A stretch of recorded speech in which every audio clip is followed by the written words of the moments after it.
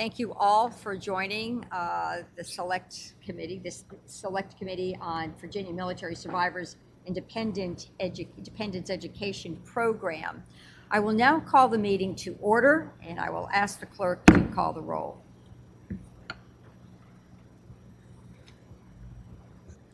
Senator Favola. Here. Senator Reeves. Senator DeStaff. Here. Senator Rome. Here. Senator Pike. Senator Favola, you have a quorum. Thank you.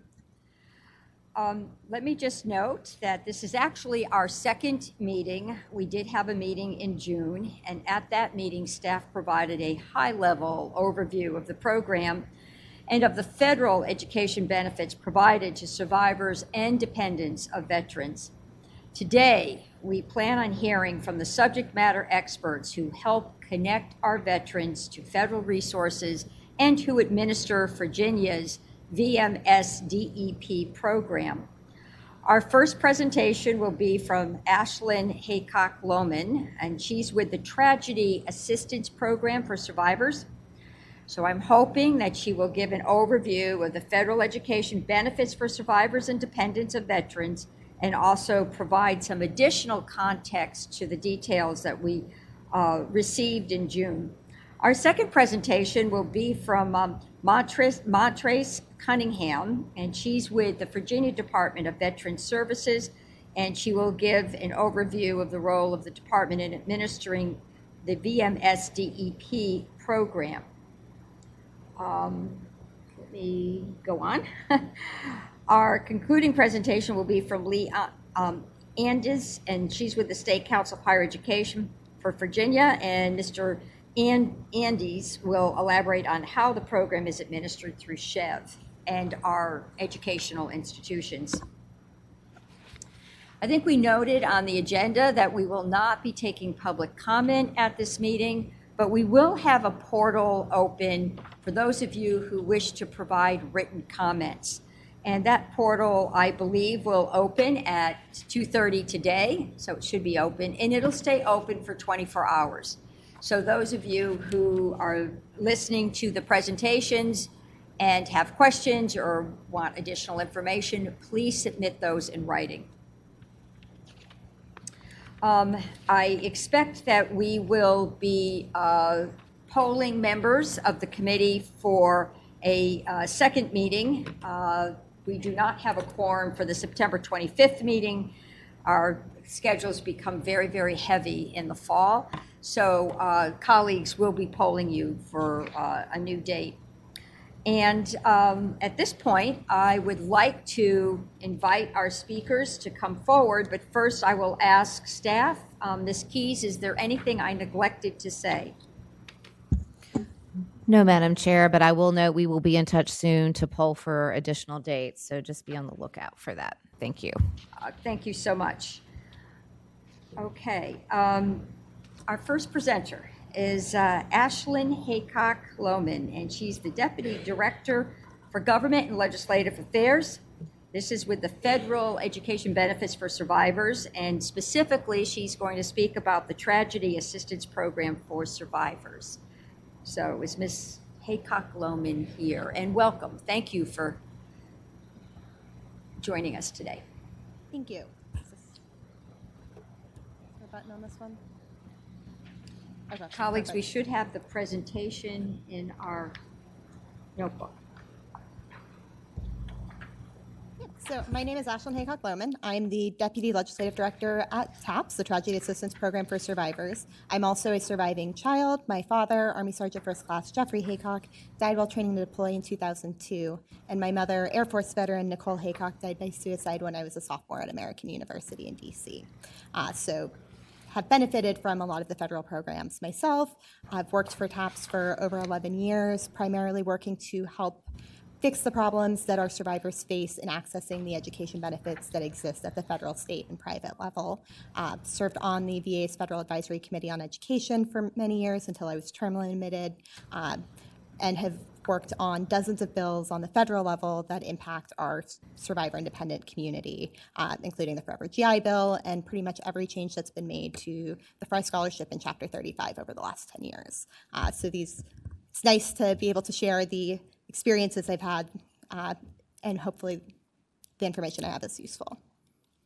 So there are three really big pots of money when it comes to education benefits for the dependent community. You have your federal benefits, your state benefits, and your private benefits.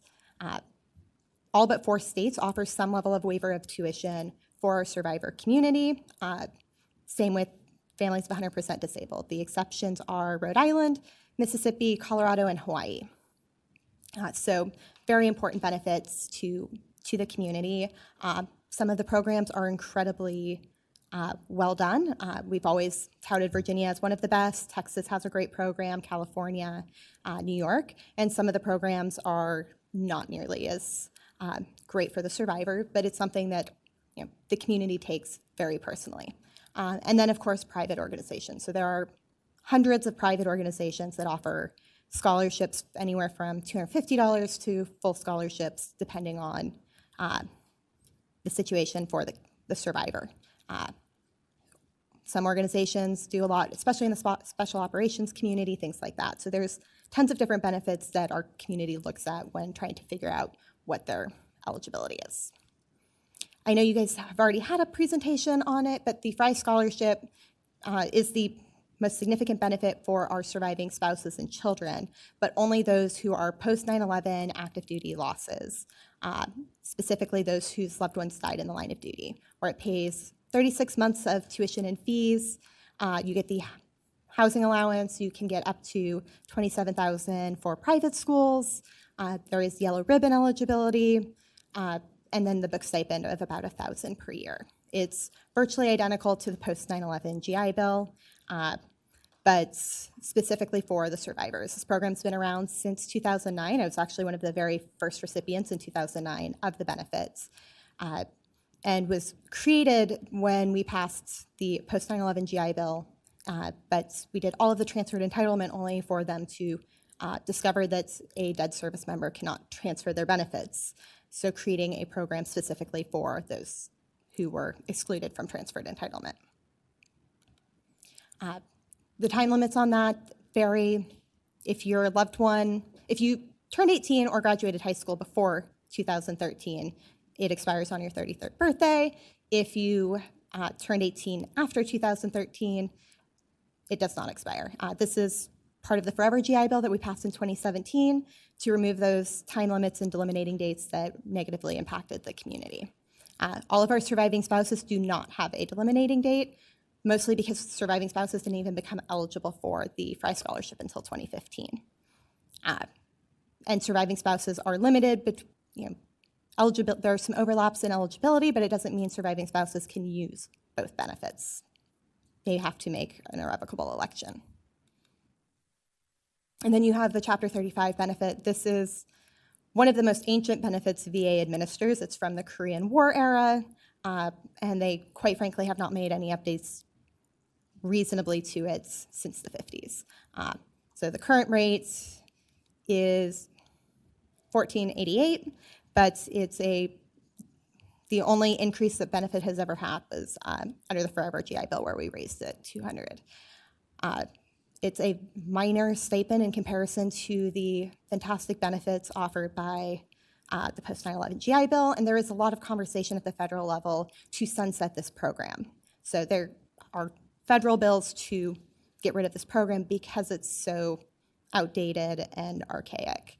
And this one is for everyone who falls under the Fry Scholarship, as well as those who service-connected at 100%, permanent and total, and our surviving families whose loved ones did not die on active duty or died before 9/11. It's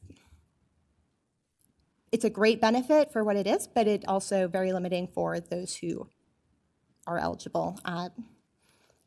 Most people only have 10 years to use the benefits.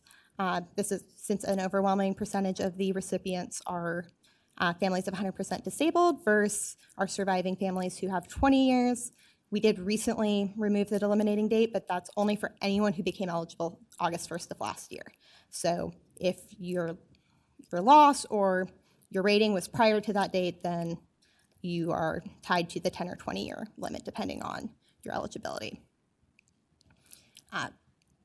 And so very much a difficult benefit for our community. They are also tied to a lot of the older rules as far as VA disability ratings. So the VA disability rating system is very complicated. You would think if somebody has a 50% rating for one issue and 50% for another, that equals 100. That equals 60 in VA math. And so that 100% disability rating in and of itself is incredibly difficult to access, but makes it harder for our families. There are approximately 175,000 students currently using this program nationwide, but that's almost exclusively families of 100% disabled, not our survivor community. And then you have transferred entitlement. And this program came around the same time as the original post 9/11 GI Bill and was a request from the Department of Defense. So DoD was very concerned that because the benefits were so great under the post 9/11 GI Bill compared to previous iterations, that they asked for something that would be able to be used as a recruitment and retention tool. So allowing service members who've served for at least 10 years to transfer their benefits would help ensure that they stayed in the military instead of leaving to use these benefits. However, the intent of this program was originally for those MOSs that they really needed to retain, not just anyone to transfer. They wanted it for special ops, pilots, anyone who they really needed to retain during the height of the war. And instead, DoD has just essentially allowed anyone to use it. But DoD still has the authority to deny transfer if they choose to, which is not something that gets talked about enough. It was not supposed to be for every enlisted infantry guy in the Marine Corps. It was supposed to be for those they really needed to retain during some of the biggest battles in the Iraq and Afghanistan era. This expires when the child turns 26, cannot be used at the same time. If there are certain cases where someone might be eligible for this and one of the other benefits, depending on if the service member had transferred it before they passed or transferred it and then got out and had a 100% disability rating, but those cases are very, very rare. And you can transfer the benefits amongst your dependents. So if you have 3 kids, you split the benefits 3 ways, only one child needs it, you can give all of the benefits to that child. We see that as a constant benefit to the flexibility of the program. But DoD has even had additional conversations about eliminating this program as well. The GI Bill comparison tool is a great tool to use to kind of get an idea of what those different rates look like depending on the school. You can type in the name of your school. I put University of Virginia just because that's where we are. And it'll show you what the housing allowances, the book stipend is, the tuition and fees, and how much VA will pay. It also allows, so this would be what it would look like for a Fry Scholarship recipient or a transferred entitlement. Whereas then you look at it for Chapter 35 and the benefit is far less, obviously, because there's no tuition or fee benefit to it, just the stipend.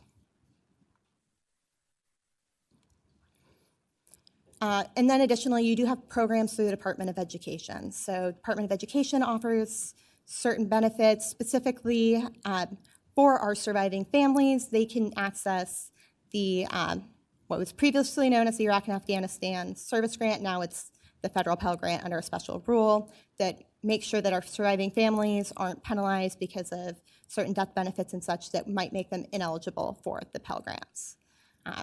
As well as student loans, other federal grants, and then FAFSA, of course, is used for school-based and state-based benefits. So some additional information that I think is also incredibly important, there are almost 16,000 surviving spouses and minor children residing in Virginia as of a year ago. This is the 5th most in the country, besides other very popular military-friendly states, Texas, Florida, California, and North Carolina. And also the way the benefits are paid. So the stipend for Chapter 35 and the BAH are only paid for the days the students attend. So if your BAH is $2,000, but you go to class 15 days in August, you only get $1,000. And VA pays in the arrears. So the first full payment a student would receive for a fall semester would be October 1st. So The funds are lowered based on the amount of days the students attend, so there's very few full months where students are receiving benefits. It doesn't matter if your classes start halfway through, you only get based on the number of days in attendance. And VA is last payer, so federal law states that VA has to be the last payer for all of these programs. So with that, I will open up for any questions you guys may have about the different programs, how they're administered, and those types of things. Senator Rome. Thank you, Madam Chair. Madam Chair, I would just first just tell the witness she did a really nice job putting that together. And as a child of suicide myself, of a veteran, just my heart and solidarity goes out to you. One of the questions I have, though, Madam Chair, is the percentage of utilization among already eligible populations. So one of the, so I work a lot in the school meal space. And one of the big things that we deal with when we're trying to combat child hunger is we look at SNAP. And we constantly find, especially among college students, the number of students who are eligible versus the number of students who are enrolled and actually receiving and benefiting from the program is drastically off, not even close to where it could be. And I was wondering if we're going to see some data here that would suggest that utilization is probably higher than it would be for SNAP, but at the same time, we still have probably a lot of eligible students who either, number one, don't know that the programs exist, or number two, find out and then the paperwork or something gets in the way, or there's an administrative burden that causes them to not be able to either fully enroll or to take full advantage of what is rightfully theirs. So where we've seen issues with utilization, it's primarily because of the time limits that have existed on these programs. So when you're looking at the survivor community, most surviving spouses in particular are raising young children. So asking them to have the time to go to school during those time limits was not something that fit into many people's schedules. Same with the families of 100% disabled. Those are a lot of caregivers who don't necessarily have the time in that 10-year window to go to school and utilize those benefits. And so they would go to the wayside because if you're a full-time caregiver, finding the time to actually go to school, go to class, and take advantage of those benefits was a big problem. And it's part of why we got rid of those eliminating dates for those populations. But there are so many survivors who are not grandfathered into those programs. Additionally, the age limits of things like 26 have been a problem for some of those programs as well. Mostly because this is a community that's been through a lot, and it's not something that's taken into account frequently. Our survivors tend to have a little more mental health issues than normal. They're grieving, they're traumatized. Very large number of our survivors were caregivers first, so they watched their loved one suffer before they passed, or they're suicide loss survivors, where they've had some of those very traumatic experiences in the lead up to the suicide, as well as many cases where we see families who found their loved one or those additional levels of trauma. And so it might take them longer to get to a point where they're able to use those benefits. With the transferred entitlement, there have been so many issues accessing those benefits for the beneficiaries, largely because they thought the paperwork was done, they didn't know that they had to serve 4 more years. It's never been made super clear to our active duty components. They know that they have to serve 10 years to utilize that benefits, but it's not always clear. We hear so many cases where they thought they could transfer those benefits after they got out or as they were transitioning out of service, or they did it, but then they didn't complete the 4 years for whatever reason. I've seen cases where they were 2 months shy of that 4-year additional and didn't realize that meant that they could no longer access those benefits. And so lots of cases where a service member thought they had transferred it and then the family couldn't use it. Or even worse, they pay it out and then they come back after the family for those debts. Yes, Senator Rome. There you go. Thank you, Madam Chair. So a follow-up question for that is, so even though we don't necessarily have data that shows exact numbers, what we just heard is that there are cases for underutilization and probably some rather significant portions of population, and especially probably among women in population, especially among caregivers. That brings me kind of, I guess, to the next point here, which is looking at the Venn diagram between the state-provided benefit for VMSDEP versus the federal one, right? And when we're tasked to basically figure out, like, okay, what are cost savings, on the state side here, the first place that we look is, okay, how much of the population that is currently eligible for this federal benefit is actually enrolled in it. And I'm wondering at this point whether this is probably a two-pronged thing. Number one, whether there is more outreach that the state should be doing to encourage the population to apply for different federal benefits, or even to provide information about how that goes in the first place. And we certainly do have examples, we do have precedent for the state encouraging people to, take up on federal programs. And then the second part is when we're seeing the last stop requirement from the federal government for, I think it was GI Bill that was mentioned. I'm wondering at that point whether that then puts extra pressure on the state in terms of how we finance and how we provide VMSDEP, mainly in that we don't have the ability to basically supersede the federal government at that point.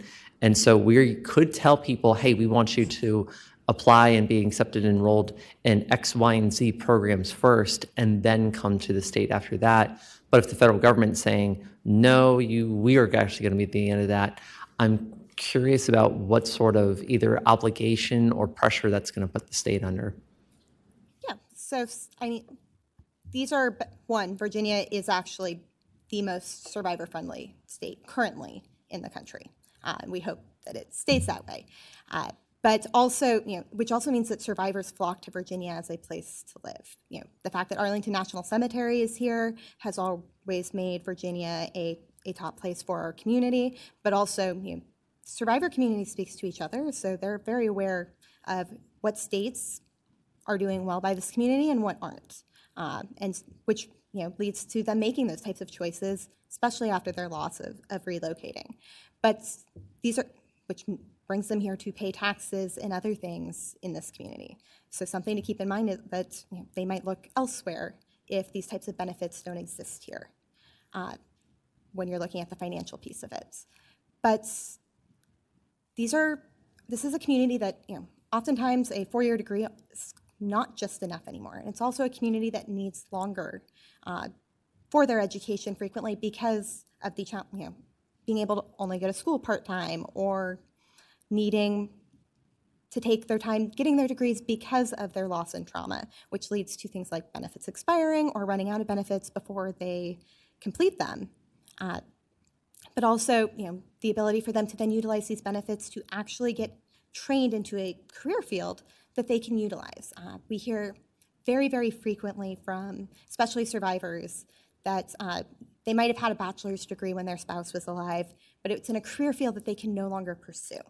So one example of that is a surviving spouse I know who was a trauma therapist before her husband passed. However, her husband died by suicide and she found him. She could no longer work with other people's trauma because it was too triggering. So she had to essentially start all over in getting a new degree, a new master's, in something that was less traumatizing to her. We see a very large number of our surviving spouses pursue degrees in things like nursing, social work, mental health, teaching, high needs programs, because they do want to get back to the community, but they also need frequently more than just the 4 years of benefits, or they're having to completely retrain into a field that's more flexible.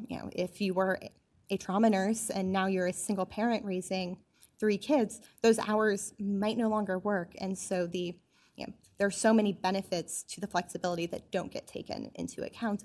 But also the state programs really have done so much to supplement it and encourage our survivors to actually pursue these programs. Thank you, Senator. Senator DeStefano. Yes, ma'am, and thank you for coming here today and speaking with us. I have 2 questions I'm going to ask you, and then the rest will be provided in writing. The first one is on slides 3 and 10, where you're talking about Chapter 33. To clarify, there is no longer an Afghan Pell Grant, and that was great. I'm glad you brought that up. But this also includes first responders under Chapter 33, correct? So if there's a line of duty death for a first responder, they qualify under Chapter 33. Well, I'm sorry, in the new Chapter 33, since it's turned into a special rule under the Pell Grant. Two different programs. So Chapter 33 is specifically the VA program. So only applies to our military and survivors. However, the special service grant through Department of Education does include first responders. Okay, but it's under the Pell Grant, but it's similar, I guess similar or the same to this, under a special rule, like this was set up as a Pell Grant under a special rule now. Yes. Okay, I just wanted to clarify that they're still covered, our first responders are still covered. Under the special rule, Under the yes. special rule, the way we are now covered under this special rule. Yep, and that was only done because the administration of the program was incredibly complicated. What we found is that an overwhelming percentage of eligible beneficiaries under the Iraq and Afghanistan Service Grant couldn't access it because the way the Department of Education had written the program originally defines what a survivor was in a way that DoD could not.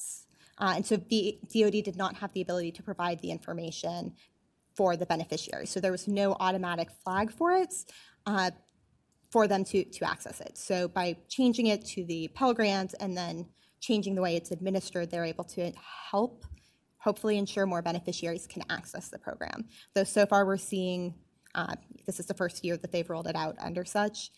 So far the problems have primarily been the fact that it now falls on the school to verify eligibility, and the schools don't know how to do it. Okay. And then my second question, Senator and DeStefano. then I'll wrap it up at this if I can, Madam Chair. On page 11, Jeff talked about the 15,700 surviving spouses. Do you have a breakdown on how many of those are 100% disabled versus? So, no, because VA does not, unfortunately, track that information. So VA's policy is that a death is either service-connected or not, but they do not break down. I have been asking VA to track even cause of death for our survivors for years. They don't even track, if you ask VA to tell you how many, there are 505,000 surviving spouses who are eligible for benefits nationwide. If you ask them to break it down by how many are combat or illness or suicide loss, they can't tell you because they don't track it. So if you're 100% disabled or you're line of duty death, you're just. Senator DeStefano, put your I'm sorry. microphone on, please. All right, I'm sorry. Let me try that again. So if it's an active duty death or it's 100% disabled, you're in the same pool of the 15,754, and there's no breakdown, no distinguishing between the two. They don't track it that way. No, we are working on federal legislation to help mandate VA track these things, but they do not differentiate. They claim they don't need it, but we frequently see that there's a need for this type of data across the board. We find it incredibly important to have breakdowns of duty status, cause of death, things like that would help make it easier to really understand what the landscape in the community looks like. Okay, thank you so very much for your time in presenting to us today. I just have one quick question. I just want to be clear. The FAFSA report is required, is it not? That they, It's school dependent. So the FAFSA, not everyone is required to fill it out. Schools may mandate it, but the VA does not. okay, the VA does not, but schools could. Yes. Okay, and there's nothing prohibiting the schools from. No. Okay, and is But there? they'd clarify that frequently the schools requiring it is usually based on state aid or school aid. Got it. But is there a reduction in federal benefits if there's state aid or school aid that? No, it's fully based on, the Pell Grant piece, at least in particular, is based on the income of the family. However, it also takes into account a lot of the benefits that are specific to the military. So while they don't account for VA benefits that are non-taxed, they do account for DoD benefits like retirement pay and survivor benefit plan. In the FAFSA? Correct. And you would be the second payer after the Pell Grant? Correct. Okay. I think those are important points. Thank you so very much. It was a helpful presentation. Of course. Okay, next we'd like to hear from Montrace Cunningham, and welcome. You're the program manager for the VMSDEP. Is it right here in Virginia? Madam Chair, members of the committee, yes, my name is Montrace Cunningham, and I am the program manager for the Virginia Military Survivors Independence Education Program, commonly known as, referred to as VMSDEP, because of the acronym VMSDEP. So I head up the program since 2015, but immediately prior to that, I joined DVS as a Veterans Claims Agent in 2012, and that's where I received my accreditation from the VA to represent veterans and their families during their disability claims and pension process. But today you asked me to show you, to provide you an overview or process and responsibilities of DVS as involved in accepting individuals into the program, and to also provide you with some population data. That information, the population data from VMSDEP and from the VA, will be in the next to the last slide, just before the question slide. Okay, so I just explained that to you on the first slide, our area of focus. So I will begin by the responsibilities and requirements are per the guidelines that's provided on the Code of Virginia 2.2-2004 and Code of Virginia sections 23.1-608 and 608.1. And per those guidelines, DVS's responsibility is to determine eligibility. The school's responsibility is to confirm enrollment and apply the tuition and fee waiver to the student's account at the school.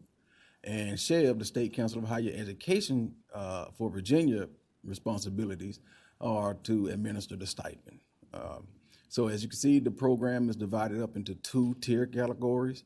That's Tier 1 for dependents of non-combat veterans and Tier 2 for dependents of combat veterans. The difference between those two is that both of them do get the tuition and mandatory fee waiver, but the difference is that Tier 2 also receives the stipend. So the next slide provides you an illustration of our eligibility workflow chart. The later slides are going to provide you with a breakdown, provide explanation of that, what you see in more detail. But as you can see here, we start with the dependency verification, and then after the dependency is verified, we move to the domicile and 5-year presence verification. And then if that checks out, we then move to the rating service verification, and then to the tier determination. So just provide you a further breakdown of dependency verification. What we do is that we verify whether the person, the applicant, is the spouse or the biological, adopted, or stepchild of the qualifying veteran or service member. If that is a yes, then we proceed to the 5-year presence verification or the domicile verification. If no, of course, they're not eligible. Now, the child have to be between the ages of 16 and 29. But the code does allow the commissioner authority to certify dependents over the age of 29 in the cases to where extenuating circumstances prevented them from maximizing the 8 semesters of benefits before reaching the age 30. The information that we require to verify their dependency is for the spouse is the marriage certificate or license. For the biological child is the birth certificate. Adopted child is the adoption orders or decree. The stepchild, we require a little bit more information to verify that because of the eligibility requirements for the stepchild. And just to let you know, the stepchild is only for the stepchild of a Tier 2 qualifying service member. It's not available to the Tier 1 veterans. Okay, so what we require from the stepchild is a birth certificate, marriage license or certificate of the biological parent to the deceased qualifying military service member, and evidence showing that the service member claimed the stepchild on his or her DEERS or tax return while they were serving on active duty. After the dependency is verified, we then move to the domicile or 5-year presence verification. And there's several different ways that a person could meet the 5-year domicile or presence verification. And I'll go over that in just a moment. But the first thing that we look for is that we identify whether the home of record upon entry is Virginia. The home of record upon entry to military service is Virginia. If that's the case, then the domicile is met for all the dependents. Okay, so the next two examples I'm going to provide, all the requirements that I'm going to provide to you, is that of a living veteran or service member and then that of a deceased veteran or service member.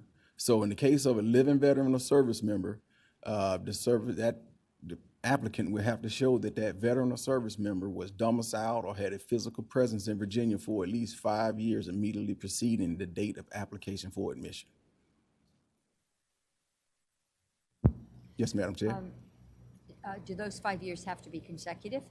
Those 5 years have to, Madam, yeah, those 5 years do have to be consecutive. They do. And they have to be immediately preceding the date of application for admission. For example, if you apply in 2024 for admissions, then they have to start from 2024 and go back.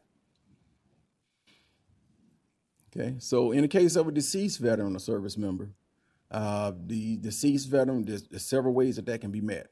So one of the ways is that the applicant can show that the deceased veteran or service member had a physical presence in Virginia or was domiciled in Virginia for at least 5 years immediately preceding the date of death. If that's the case, then they meet it for all the dependents. Okay, you don't have to submit any updated presence or domicile information.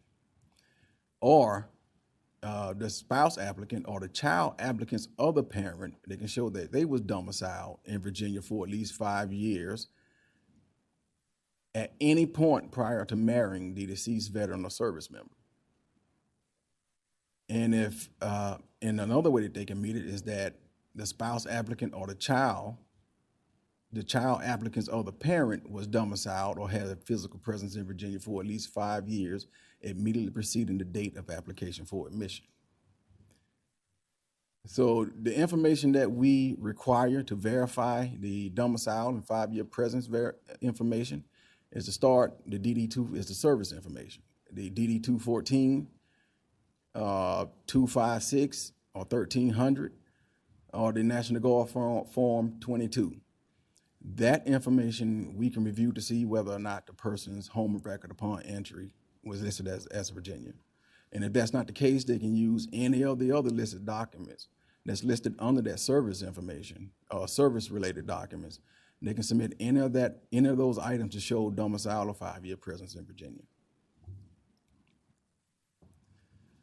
So after the dependency is verified, and then the the domicile and 5-year presence is verified, then we move to verify the rating and service information. So a person have to be permanent total if they show that they're permanent total or at least 90% permanently disabled as rated by the VA, then that gets the Tier 1 approval. And I didn't mention this earlier, but I mentioned it now. You have to receive verification in all 3 categories and all 3 eligibility requirements: the dependency, residency, and rating. You have to get a yes in all of those in order to receive authorization to use the program. Okay, so again, if they are permanent in total or at least 90% permanently disabled as rated by the VA, then that automatically gets them to Tier 1 if the other requirements are met also. The information that we review to verify that is a benefit summary narrative from the VA to show that the person is permanent total or at least 90% disabled. And we can also review a rating decision narrative that can show the same information. Okay, in the case of Tier 2, this goes over the comeback information. Okay, so what we can do is get information. We have to see whether the due to military operation against terrorism, a peacekeeping mission, a terrorist act, or an armed conflict, the service member was either killed, missing in action, became a prisoner of war, or was rated permanent total or at least 90% permanently disabled due to the services that I just mentioned. And those services are what we call comeback situations. Okay, so we don't determine whether a person is permanent total or at least 90%. That happens by the VA. I do apologize for leaving that out up front. And we don't identify whether the disabilities resulted from combat. The information that we ask for identify whether the disabilities resulted from combat, and that's to start with is a CRSC statement, or and that comes from DOD. They determine whether the disabilities are combat related, and that information can also be found on a rating decision narrative at times, or if they can also submit their service treatment records, their military personnel file, military board decisions information, and line of duty determination, and all of that information is accessible from the National Personnel Record Center. Okay, so all of that information or verification that I just explained to you, all of that takes place in the portal, among other things that I will go over. So DVS worked with Chev and the schools to put together a system to carry out their responsibilities in the system, and I'll let you know what those responsibilities are in just a moment. And the portal also allowed a student to apply for the program and also to update their enrollment information, and they would have to do that each semester that they intend to use the benefits, because then that's how the schools receive their authorizations. Okay, so the responsibilities, I'm going to go over those step by step. The responsibilities of the student, DVS, Chev, and school. And I'm going to also let you know of the actions that's not captured in the VMSDEP portal. That's what I mean by system, the VMSDEP portal. Okay, so in the VMSDEP portal, the student, first of all, submits the application for the program. DVS determines eligibility, and then if approved, the student would then update their enrollment information to use the benefit.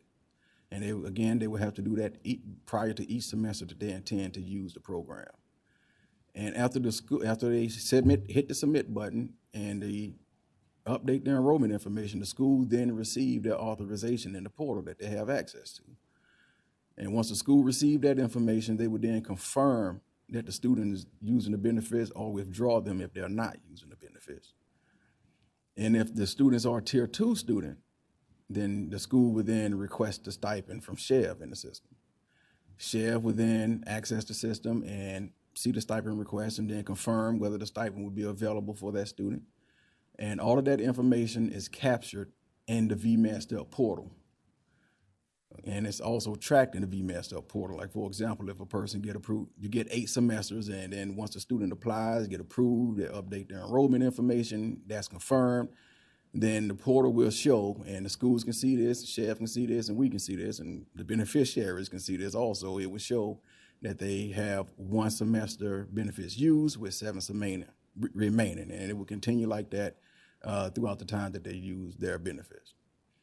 Okay, so there are 3 steps that are not covered, that are not tracked in the VMSDEP portal. And one of those is that the school applying the tuition and fee waiver to the student's account at the school. That's not captured in the portal. And Chev releasing the stipend to the school, and the school dispersing the stipend to the students. Those are not captured in the portal either. So the next to the last slide covers the population data. On the left-hand side, that is the VMSDEP participants, and on the right-hand side, it shows the veterans. That's the VA data. Okay, so the VMSDEP participant information is as of August 14, 2023, just prior to the start of the 2023-24 academic year.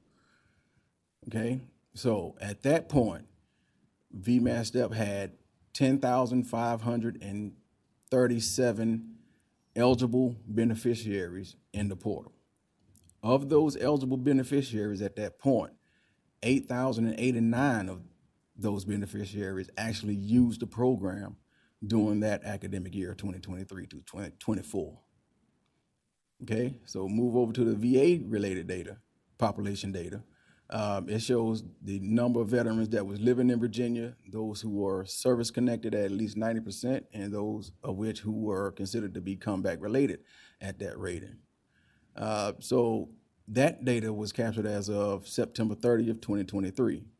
So the VA, this comes from the VA, and they provide this information they update this maybe every 3 to 4 years. And so this is the last time that they updated was September 30th, 2023. So at that point, the total number of veterans in Virginia was at 684,043. 100,541 of those veterans were service-connected at least 90%. And of that number, 66,689 of those who were service-connected at 90% were considered combat-related. Madam Chair and members of the committee, I provided you with the information requested as far as how DVS and our responsibilities of accepting people into the program and also providing the population data. I'm available for any questions that you may have. Senator Roman. Thank you, Madam Chair, and thank you so much to the witness today as well. I would ask on page 12, where we have a little bit of a discrepancy. We've got 2/3 of the people who are registered, approved in VMSDEP, in the VMSDEP portal, actually participating in it with the 8089, and this is kind of piggyback about the utilization rate that I spoke to before. So I was working out the number there, and it's 76.76 repeating, which is a little bit more in the 3/4. I was wondering if you might be able to speak to the other 23.24% of folks here who are not participating, even though they are registered and approved within the portal. Yes, Senator Rome, Madam Chair, Senator Rome, I will answer the question for you. So you can get approved to use the program, but you don't have to use the program. So let's say, for example, a person can get approved to use the program this year, but they may not use it for whatever reason. They are not able to go to school for whatever reason. They might not use the program to the start of the next academic year.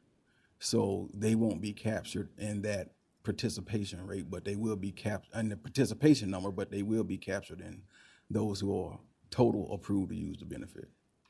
I have a follow-up question. Are you finished, Senator Long? Okay. So once you're approved, you can decide to participate or not. How long is that approval good for? Does this person have 3 years to decide to participate, or 2 years, or?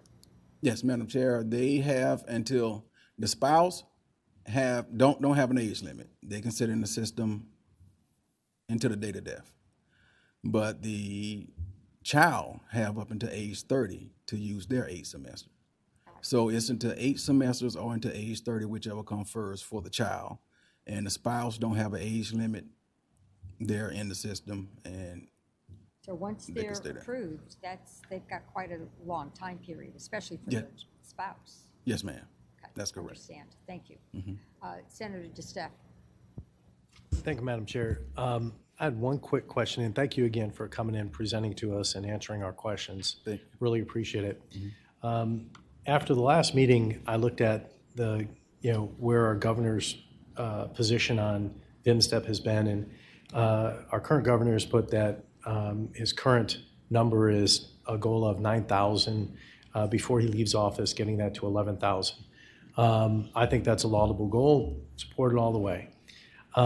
Is there a direct correlation between the education to service members that DVS has been doing and the increase in the participants' growth, or the growth and increase in the participants on the program side? So is it a direct correlation? So the more people we educate, the more people use the program and it expands it that way?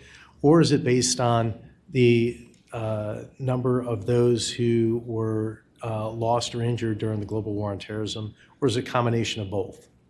Madam Chair, Senator DeSef, one could say that, but I couldn't, I wouldn't say that because there's no explanatory research to support it in either way. I know that we do outreach, but I can't say that one is a cause for the other. I'm not trying to tie it to cause and effect, Madam Chair, if I may. Yes, I'm not trying to tie it to cause and effect. I'm trying to say, hey, we're educating people. That's a great thing. We should continue to educate them. We've gotten awards for the way we run this program as one of the best in the country, and I think that's awesome. I fully support it, back it 100%. But is it because of the global war on terrorism, and when that started, those children now are 17, 18, 19 years old, 20 years old, 30 years old from the first Iraqi war.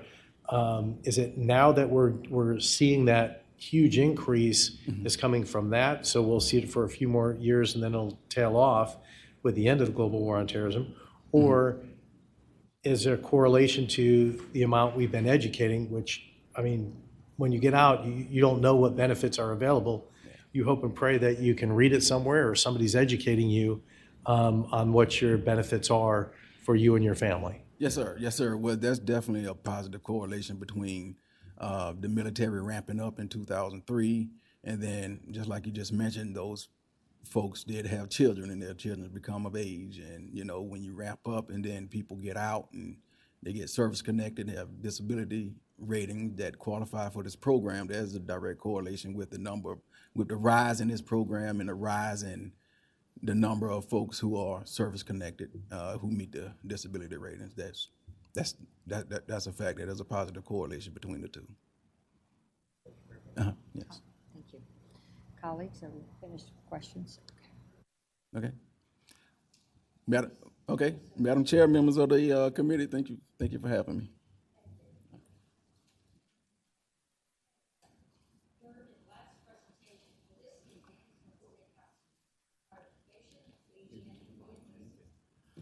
Yes, Madam Chair, Andes. Thank you very much, Madam Chair, members of the committee.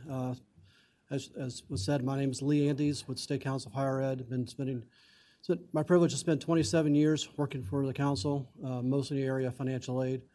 And I'm glad to be invited here today to talk about the VMSDEP program and SHEV's role and try to answer any questions that you may have. We were asked about the SHEV's specific role, things that we were specifically assigned to do, and Mr. Cunningham has already gone over a number of different items of that, so I'll kind of speed through some. But as you are aware, there are two different sections in the Code of Virginia addressing this program. You'll find SHEV mentioned in the second one, 608.1, referring to the stipend program itself. So SHEV's role is to determine the amount of the stipend, and that's generally accomplished by looking at the funds that are available and an anticipated number of recipients to come up with the maximum annual award. For the last several years, it's been $1,900 per full-time, full-year student. So that's a maximum award per year. The averages will be much less because some students will go one semester or not be enrolled full-time. If we have any changes to that information, we do contact the Commissioner of Veteran Services, DVS, and let them know, be aware of what the numbers are for the upcoming year. We do disperse the stipend funds to the institutions. As Mr. Cunningham expressed, the DVS online portal will provide to SHEV the students that are deemed eligible for a stipend, and then the institutions will populate that portal with the credit hours the students receiving, so then we can determine if they're getting a full award or an appropriated award, prorated award. And then we also calculate the completion rate for recipients, and I have a website I can show you momentarily. Not just in the Code of Virginia, but SHEV is mentioned in relation to the program also in the budget bill, the Act of Appropriation. So in item 130, one of our specific charges is to provide the number of recipients by May 15th of each year to the chairs of the House and the Senate money committees. So we have that each year moving forward. This past July, in our special session, SHEV was charged to try to determine the amount of how to distribute funds given to the program to help offset the cost of the tuition waivers. As you will are certainly aware of, in this past budget, $20 million was provided in the base to offset the waivers, and in the July session, an additional $45 million per year for a total of $65 was made available in this year and for next year. And SHEV has made that initial disbursement to the institutions, and we'll be looking forward to expending the rest of those funds as well as appropriate. And in general, per its role as a coordinating agency of higher education, SHEV identifies any issue such as VMSDEP or others that has an impact on higher education institutions or its students. And then as these issues arise, we'll play the role of providing information, highlighting certain issues, and sometimes making specific recommendations. And so so we'll make those recommendations as appropriate each year. As far as student data, we were asked what kind of data do we have available to us. During the award year itself, so for example, we are now entering into the fall 24, spring 25 award year, so 24-25. During the year, our primary source of data will be the DVS portal that's online. That portal, again, as I said, and Mr. Cunningham has also described earlier, provides individual student eligibility information, which institutions they're enrolled, and then once we have the number of credit hours they're actually enrolled in, then we can help disperse funds to the institutions. I do want to point out that the data on that portal is fluid. New students are added fairly regularly. We can have new students added in the spring who are eligible for the past fall. Those students will be accommodated as we're aware of those. Also, the students don't stay pat. They will increase and decrease their enrollments at the beginning of each semester. So this data tends to be somewhat fluid. After the award year, once it's concluded, each fall, so for this fall 24, we will begin collecting within the month the data from the 23-24 award year. So last year's award year, institutions will provide to us a student level database. So it's literally student by student, letting us know how much financial aid they received, what financial aid, federal, state, institution, any source whatsoever, loans, grants, including waivers, including also the VMSDEP waiver and stipend award amounts. So that's a student level database. That database also will include lots of demographic information, so we can run various kinds of reports, class level, the sophomore, junior, degree level, graduate student, undergraduate student, race, whether they filed a federal FAFSA form or not, and then if they did, information that they can obtain through that form. So it's a quite a dense amount of data that we do collect on a yearly basis. Mentioned earlier, we'll talk to you about some online reports from completion we have on our website. SHEV takes this massive amount of data that we do collect, and we create lots of reports on our website. We invite you to take a look at research.shev.edu. There's probably nearly 3 dozen different categories you can choose from, but primarily my interest today is the financial aid flag and also the retention and completion, where you can actually go in and find the aggregate number by institution for number of students receiving an award, the amount of it, average of the award. VMSDEP can be broken out, for example, by degree level, in-state or out-of-state, and it's on a per student basis. We also look at the completion rates.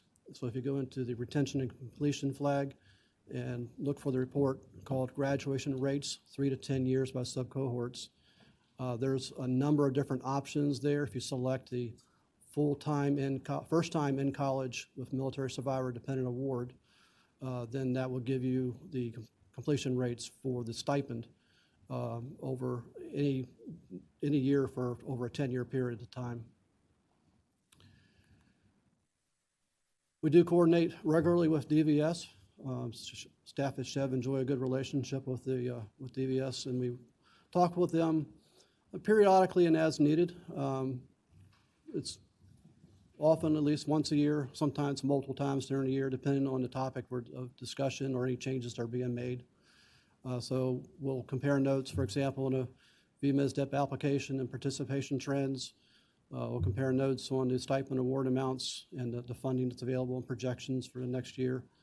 We'll also compare any written or online advertisements information, print material, financial benefits, and also we'll consult with them on the use of the DVS online portal and make sure it's serving the entire administration of the program. And in general, any bill that comes up before General Assembly involving military students or VMSDEP program, we'll touch base and make sure we're seeing things the same way and comparing concerns and issues there, just so we can speak consistently. I will frequently ask them, consult with them about any changes in federal military education benefits, so that I can provide accurate information when I'm asked. And again, any other higher education issue of mutual interest. So I wouldn't say it's a lot of conversation, but it's a fairly regular, as needed, as the topics arise. And we've always enjoyed a very good relationship and sharing information together.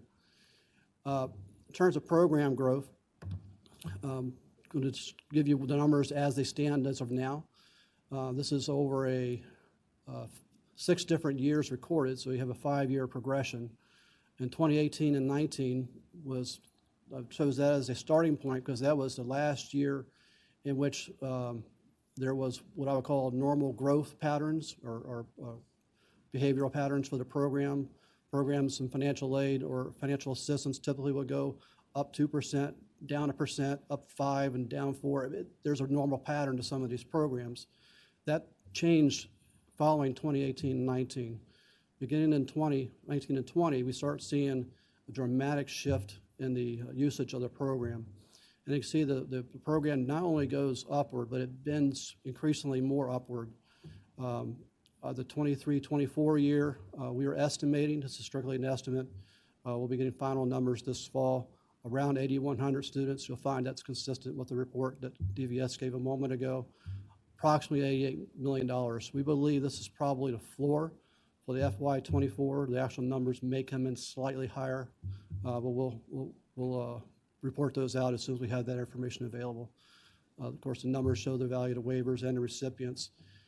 Often during the summer and previously, we've been talking about the growth rate of the program in terms of percentages. There, at one point, we were projecting a 50% growth rate year over year, then it was 40%. The actuals, we went from 48% down to 45% and down. I just wanted to advise caution on saying, well, the growth rate is coming down. I think that the real story here is the actual incremental growth of the program. So percentages can bend down because the base is changing. So with these charts, what I'm prepared for you is a chart, growth in recipients and the growth in the value of the waivers. The dark blue is representing the prior year's total value. So if you look at the 2021 year, the dark blue, that line equates back to the 19 and 20s combined total. So each year, the dark blue is the previous year's base, so that the orange is the incremental change for that year. And you can see that first year of the growth pattern we're seeing, the program increased by 674 students, the following year by over 1,000, the following year over almost 1,400, the following year almost 17, and almost about 2,000 or so in 23, 24. Similar pattern for the value of the waivers, $7.4 million growth, then 11.9, 15, 19, and 23. So what we're seeing is a program that its growth rate is still increasing at an increasing increment. So with that in mind, I don't have prepared for you official projections from SCHEV, but the pattern of the program suggests that we aren't plateauing yet. Primary growth, contributing growth factors, it's been mentioned a number of times. I think these represent 3 of the primary causes, not the sole cause for the growth of the program. Certainly we recognize there was a 20-year period where U.S. had soldiers in combat zones, and if you go back to 9/11, at that first year, if those who came home in that first year disabled, qualifying for this program, and able to have kids, if you move that up 17 years to where they're starting to go into college, we're about 5 or 6 years now into that 20-year period of time. So this pattern will continue for the foreseeable future, where soldiers who were injured during this 20-year period of time, where their kids will now be qualifying and going to college. Increased awareness and marketing of the program, certainly that has a big impact. I don't know how aware the public was of the program 5 or 6 years ago, But I do know that DVS has done a great job of being aggressive, not only within the agency, but also a lot of veteran advocate groups have been making veterans more aware of the program.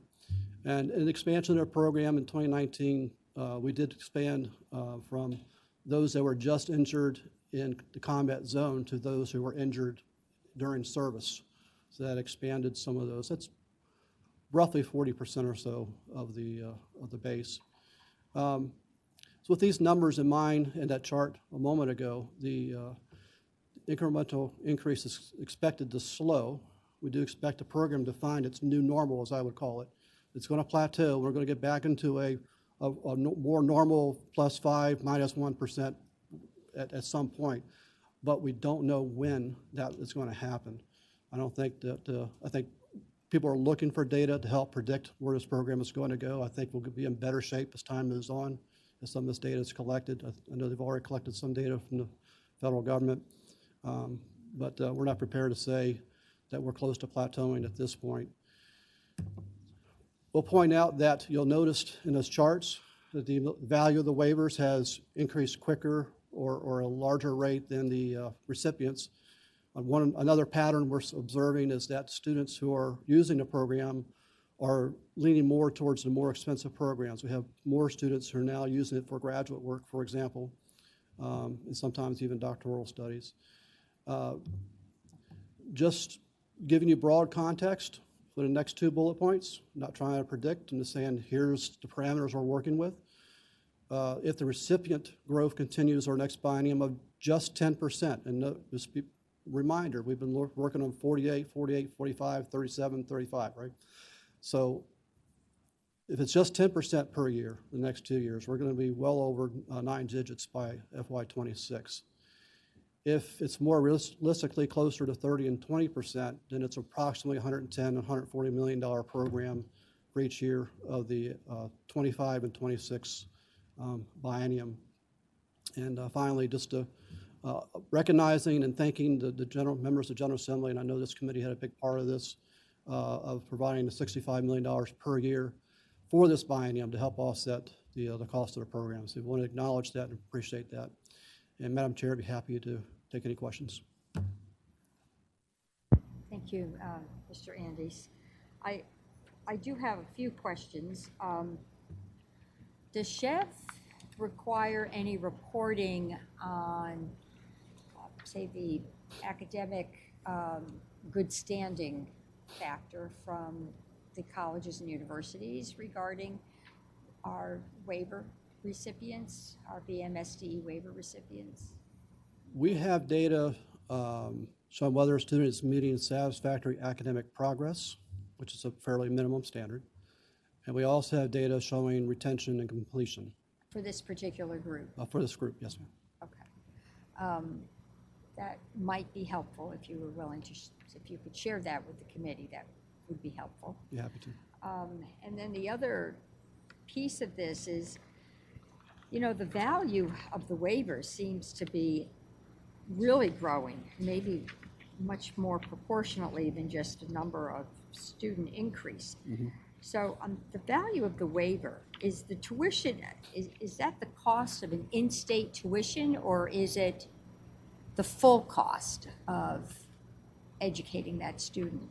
It reflects the value of the tuition and fees actually charged to the student.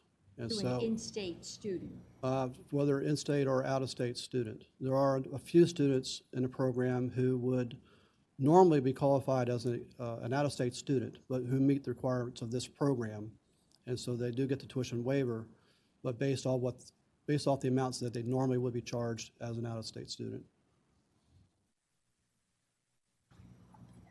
I guess I'm going to need more information on that, because this is a real important point, and and I know that the VMSDE group that is sort of working with the committee through some of these issues, it would be my expectation that the fees, tuition, everything that the colleges are charging would track what we would charge an in-state student, and there would never be a delta added for out-of-state. Now, I don't know if we have to make that explicitly clear in our, if we were to go forward at some point with legislation or in a budget, but that would be my expectation, but you have given me a sort of nuanced answer. So I guess I'd like something in writing. Senator DeStef. Sorry, let me get my mic on. I may be able to help you with that a little bit because the SHEV current guidance I can find online is May 28, 2021. And the choice vouchers came out in 2022. That's when those were enacted. The choice vouchers, which require for the federal part of the funds, I believe, that all students, whether in-state or out-of-state, be treated as in-state tuition. So I believe that, I hope that our universities and SHEV are following the 2022 Choice Act, which was enacted in 2022.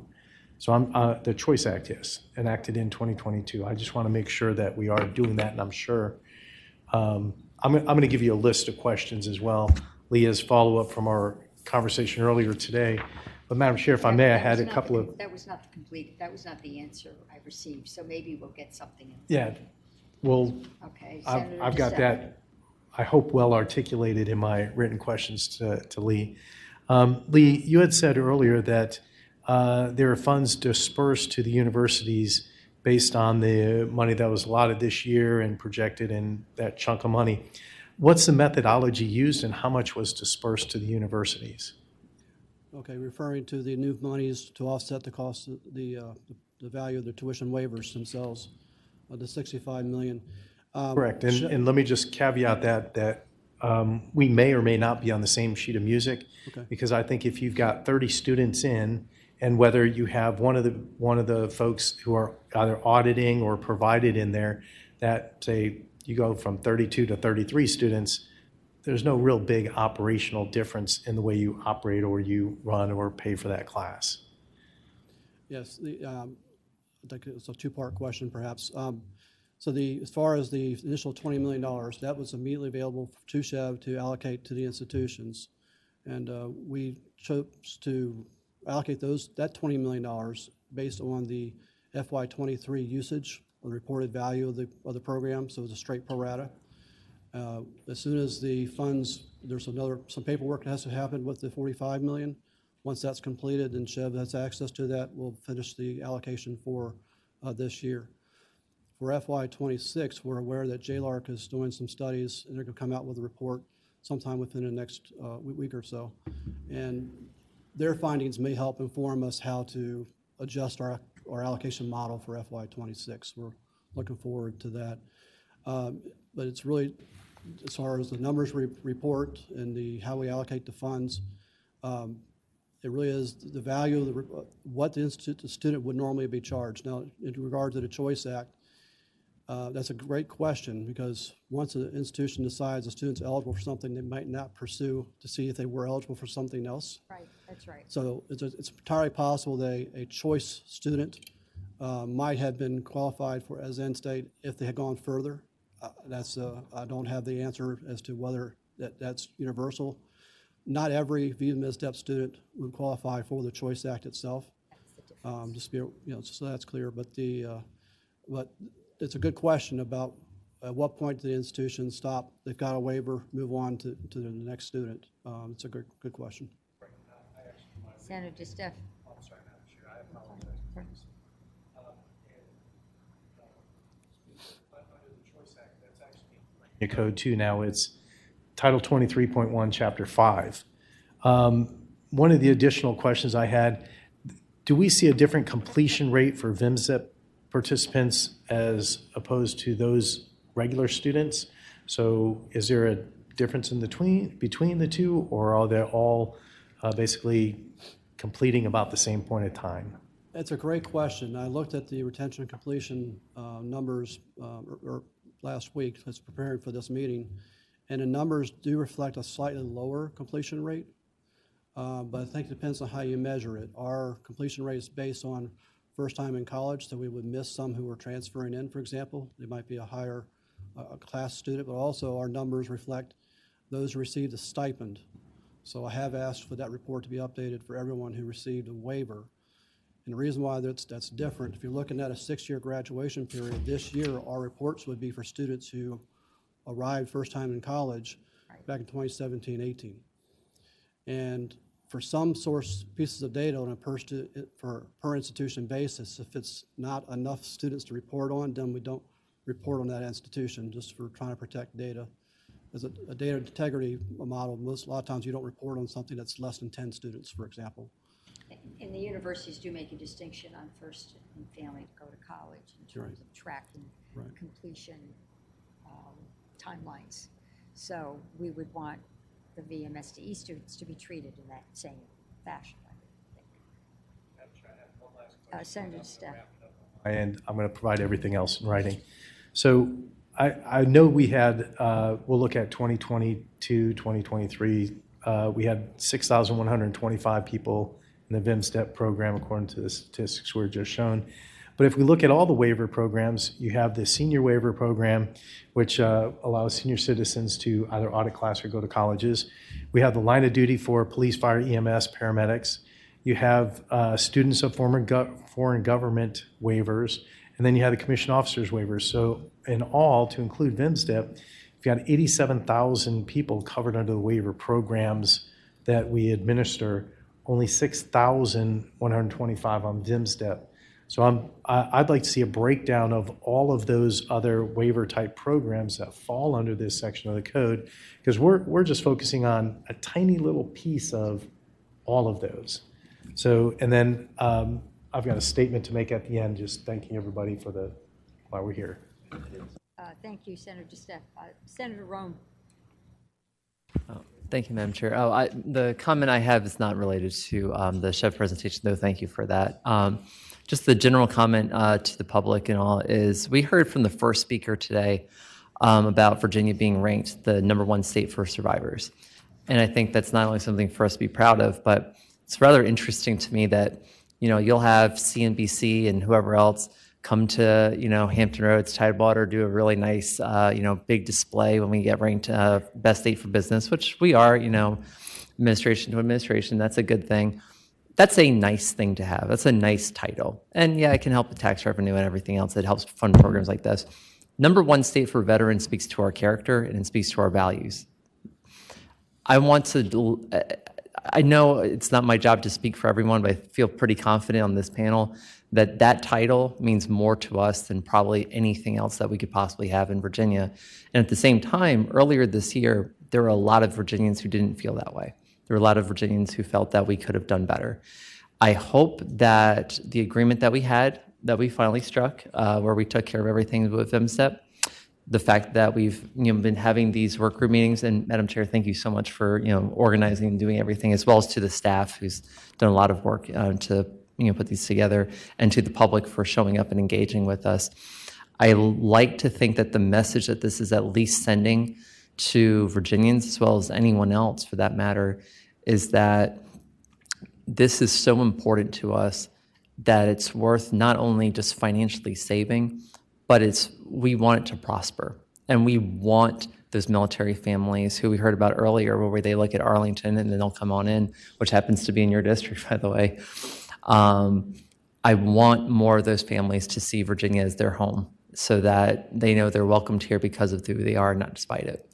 And the work that we continue to do in this committee, I hope goes a long way to furthering that goal and furthering that mission of keeping Virginia the best place for military survivors and their families. Thank you. Thank you, Senator Rome. And Senator Steph, did you have some closing remarks? Yes, ma'am. And I'm glad I thought about it and I couldn't remember Ashlyn's name when you were responding with one of the questions. But where we talked about the completion rates, I think Ashlyn put it in her brief where it's because of those who fall under VMSDEP or the line of duty death, because of they are the primary caregiver or a partial caregiver for their soldier or their fallen individual, or the trauma they themselves are still going through, accounts for that lower completion rate. That's why I'd like to kind of see that balance. But further, I'm really proud of what Virginia has done with the VMSDEP program. and will continue to step up and do and share for those who sacrifice so much for us, both our line of duty desks, our military. I think it's admirable what we've done as VMSDEP being that first payer. And it really shows and helps better equip the community to continue their education despite the tragedy and the losses that they've had to deal with. So I really appreciate what the Commonwealth has done and continues to do on this program. Thank you, Mr. Andes. I think you're going to be receiving more questions. And we just really want to be very careful and diligent when we're asking for information because we want to completely understand. I think to the audience, you can hear that we very much value this program. We stand behind what the program is intended to do. We do honor our veterans, and we are proud that we are the best state in terms of providing benefits to our veterans and their families and survivors. So we are going to continue. We do have a task ahead of us, and I just want folks to know that we're very intent on making this the best program it can be and to understand exactly where any possible best practices might be able to come into play. And I will just say to Chev that I think we're going to be paying close attention in terms of going forward, even after this committee concludes its work, because the universities tell us there's a cutoff or there's a threshold at which more money is needed because the impact on the institution is financially great, like they have to hire more faculty or the enrollment is so robust, they need to offer more classes, et cetera, et cetera. So I would like to understand if in fact that threshold is going to be part of your formula going forward. Right now, the allocation is based on an individual. And I want to ensure whether they're in the choice program or not, that we are paying the state rate for tuition and fees. That's very important to this committee. And I also want to make sure that we completely understand the argument we're getting from some of our universities that there's a tipping point there where an additional allocation is needed just to cover some infrastructure costs. So I leave you with that. And again, there'll be some additional questions coming forward. I know that you're probably meeting with some of our stakeholder universities, and we're happy you are. And stay tuned. Thank you all for listening to us, and for presenters, thank you. You were very thorough, and we appreciated your participating in the committee. There is nothing else before this committee today. May I have a motion to adjourn? Okay, all those in favor signify by saying aye. Aye. And the committee's adjourned. Thank you. The Senate of Virginia, Richmond, Virginia.